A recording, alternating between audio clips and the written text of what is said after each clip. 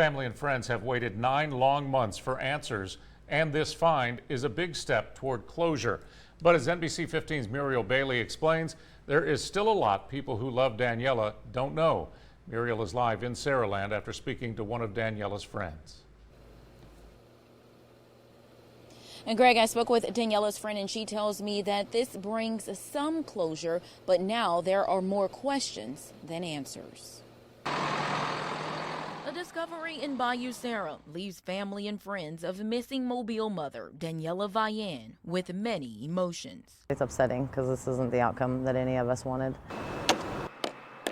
For the past 9 months, Shauna Hayden and many others have worked to find Danniella. She says finding her car and possibly her body in Saraland is surprising because it wasn't a place anyone thought to look.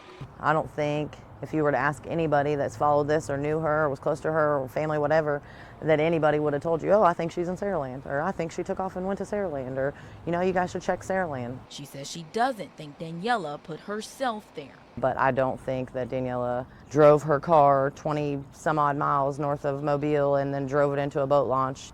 She loves Cora. I mean, she never would have done that, and it's just not plausible. Hayden says at this point there are more questions than answers. Even though it does bring some closure, it just kind of opens up this whole other, you know, box of what ifs and hows and whos. She says now that Danniella is possibly home, it's not over. We are content with knowing what has happened, and now we just need to find who did it, and the car's been found. So it'll only be a matter of time before the truth actually does come out.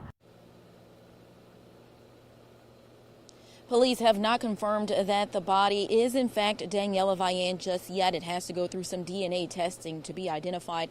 They will also perform an autopsy to determine the cause of death. We will continue to follow this story and update you as we learn more.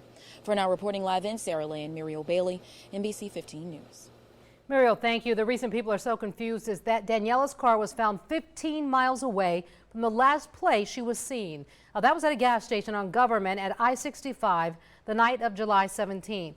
Danniella stopped there along with a friend in a separate car after she realized she'd left her cell phone at a bar near the South Alabama campus. She was supposed to go back but never arrived. Danniella bought her Chevy Cruze from Pearl Motors just before her disappearance. The car lot tracked a GPS device on the car. Its last reported location was the gas station on Government, not Saraland. Well, Danniella's disappearance has drawn national attention, even making DATELINE NBC's Missing in America series.